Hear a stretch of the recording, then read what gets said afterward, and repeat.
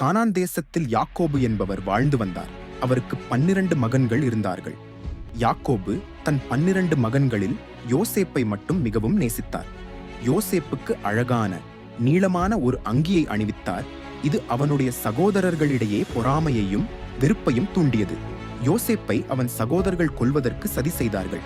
யோசேப்பு வந்தபோது அவனுடைய சகோதரர்கள் அவனுடைய விசேஷித்த அங்கியை அவிழ்த்து அவனை கிணற்றில் போட்டார்கள். அப்போது அவர்கள் இஸ்மவேலரின் வணிகக் கூட்டம் எகிப்தை நோக்கி போவதைக் கண்டார்கள். யூதா என்பவன் யோசேப்பை சாகவிடுவதற்கு பதிலாக வணிகர்களிடம் விற்றுவிடலாம் என்று யோசனை சொன்னான். மற்ற சகோதரர்களும் இதை ஒப்புக்கொண்டு தங்கள் சொந்த சகோதரனை 20 வெள்ளிக்காசுக்கு விற்றார்கள். தங்கள் தந்தையிடம் யோசேப்பை ஒரு காட்டு மிருகம் கொன்றுவிட்டது என்று நம்பும்படி செய்தார்கள். யாக்கோபு தன் மகனுக்காக பல நாட்கள் துயரப்பட்டான். இதற்கிடையில் எகிப்தில் யோசேப்பு பார்வோனின் அரண்மனையில் உயர் அதிகாரியான போத்திபாரிடம் விற்கப்பட்டான். கர்த்தர் யோசேப்போடு இருந்தார். அவன் போத்திபாரின் வீட்டில் செழித்தான். ஆனால் போர்த்திபாரின் மனைவியின் சூழ்ச்சியால் அவன் சிறையில் அடைக்கப்பட்டான். அங்கே அவன் சிறை அதிகாரியின் தயவை பெற்றான். சிறை அதிகாரி மற்ற கைதிகளுக்கு பொறுப்பாளனாக யோசேப்பை நியமித்தான். எகிப்தின் ராஜா பார்வோனுக்கு 2 தொந்தரவான கனவுகள் வந்தன. அவனுடைய ஞானிகள் எவராலும் அவற்றின் அர்த்தத்தை விளக்க முடியவில்லை. அப்போது யோசேப்பின் பழைய நண்பனான பானம் பரிமாறுபவன் யோசேப்பை குறித்தும் அவனுடைய கனவுகளை விளக்கும் திறனை பற்றியும் பார்வோனிடம் சொன்னான்.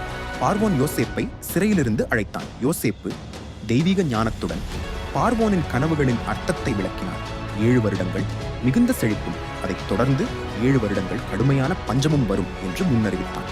பார்வோன் யோசேப்பின் ஞானத்தையும் அவனுள் இருந்த கடவுளின் ஆவியையும் கண்டு வியந்து யோசேப்பை எகிப்து தேசத்தின் ஆளுநராக தனக்கு அடுத்த நிலையில் நியமித்தான்.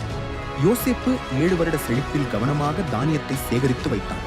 பஞ்சம் வந்தபோது அது எகிப்தை மட்டுமல்லாமல் யோசேப்பின் குடும்பம் வாழ்ந்த கானான் தேசத்தையும் பாதித்தது. யாக்கோபு தன் 10 மூத்த மகன்களை தானியம் வாங்க எகிப்துக்கு அனுப்பினான். யோசேப்பு தன் சகோதரர்களை அடையாளம் கண்டுகொண்டான். அவர்களால் அவனை அடையாளம் காண முடியவில்லை.